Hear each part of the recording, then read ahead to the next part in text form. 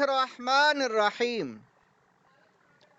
مکہ کے مظلوم مسلمانوں کی نجات۔ ہجرت کے بعد جو لوگ مکہ میں مسلمان ہوئے انہوں نے کفار کے ہاتھوں بڑی بڑی مصیبتیں برداشت کی۔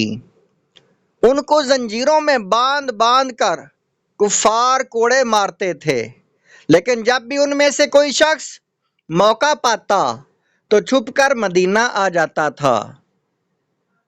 صلح حدیبیہ نے اس کا دروازہ بند کر دیا، کیونکہ اس صلح نامہ میں یہ شرط تحریر تھی کہ مکہ سے جو شخص بھی ہجرت کر کے مدینہ جائے گا وہ پھر مکہ واپس بھیج دیا جائے گا۔ حضرت ابو بصیر کا کارنامہ۔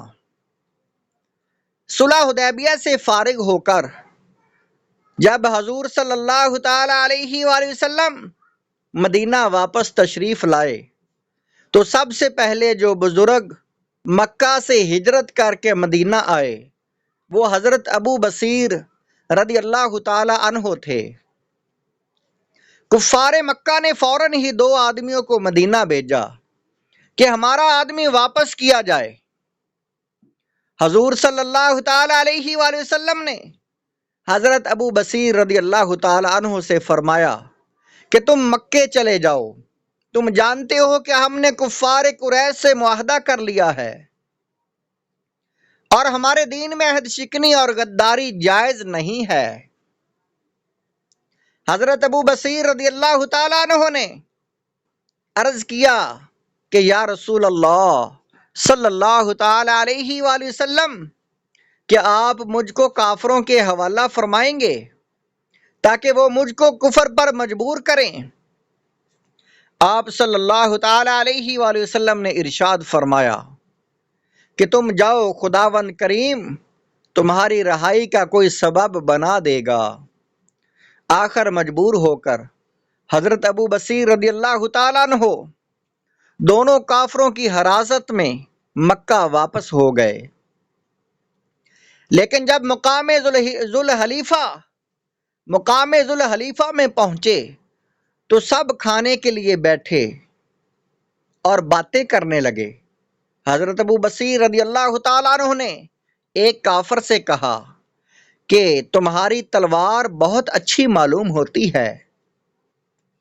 اس نے خوش ہو کر نیام سے تلوار نکال کر دکھائی اور کہا کہ بہت ہی عمدہ تلوار ہے اور میں نے بارہا لڑائیوں میں اس کا تجربہ کیا ہے۔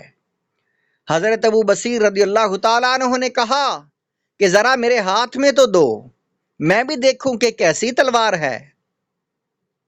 اس نے ان کے ہاتھ میں تلوار دے دی۔ انہوں نے تلوار ہاتھ میں لے کر اس زور سے تلوار ماری کہ کافر کی گردن کٹ گئی اور اس کا سر دور جا گرا۔ اس کے ساتھی نے جو یہ منظر دیکھا تو وہ سر پر پیر رکھ کر بھاگا اور سر پٹ دوڑتا ہوا مدینہ پہنچا اور مسجد نبوی میں گھس گیا۔ حضور صلی اللہ تعالی علیہ وآلہ وسلم نے اس کو دیکھتے ہی فرمایا کہ یہ شخص خوف زدہ معلوم ہوتا ہے۔ اس نے کانپتے ہوئے بارگاہ نبوت میں عرض کیا کہ میرے ساتھی کو ابو بصیر نے قتل کر دیا اور میں بھی ضرور مارا جاؤں گا۔ اتنے میں حضرت ابو بصیر رضی اللہ تعالیٰ عنہ بھی ننگی تلوار ہاتھ میں لیے ہوئے آن پہنچے اور عرض کیا کہ یا رسول اللہ صلی اللہ تعالی علیہ وآلہ وسلم، اللہ تعالیٰ نے آپ کی ذمہ داری پوری کر دی، کیونکہ صلح نامہ کی شرط کے بموجب آپ نے تو مجھ کو واپس کر دیا۔ اب یہ اللہ تعالیٰ کی مہربانی ہے کہ اس نے مجھ کو ان کافروں سے نجات دے دی۔ حضور صلی اللہ تعالی علیہ وآلہ وسلم کو اس واقعہ سے بڑا رنج پہنچا اور آپ صلی اللہ تعالی علیہ وآلہ وسلم نے خفا ہو کر فرمایا کہ ویلو امہ مسعر حرب لو کان لہ احد، اس کی ماں مرے یہ تو لڑائی بھڑکا دے گا، کاش اس کے ساتھ کوئی آدمی ہوتا جو اس کو روکتا۔ حضرت ابو بصیر رضی اللہ تعالیٰ عنہ اس جملے سے سمجھ گئے کہ میں پھر کافروں کی طرف لٹا دیا جاؤں گا، اس لیے وہاں سے چپکے سے کھسک گئے اور ساحل سمندر کے قریب مقام عیس میں جا کر ٹھہرے۔ ادھر مکہ سے حضرت ابو جندل رضی اللہ تعالیٰ عنہ اپنی زنجیر کاٹ کر بھاگے اور وہ بھی وہیں پہنچ گئے۔ پھر مکہ کے دوسرے مظلوم مسلمانوں نے بھی موقع پا کر کفار کی قید سے نکل کر یہاں پناہ لینی شروع کر دی، یہاں تک اس جنگل میں 70 آدمیوں کی جماعت جمع ہو گئی۔ کفار قریش کے تجارتی قافلوں کا یہی راستہ تھا، جو قافلہ بھی آمد و رفت میں یہاں سے گزرتا یہ لوگ اس کو لوٹ لیتے، یہاں تک کہ کفار قریش کے ناک میں دم کر دیا۔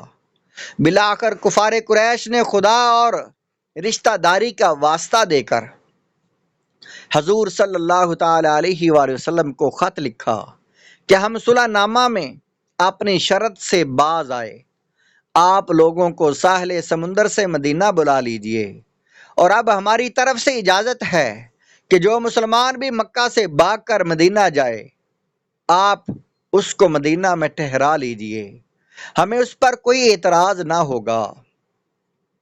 بخاری شریف باب الشروط فی الجہاد، جلد نمبر 1 صفحہ نمبر 380۔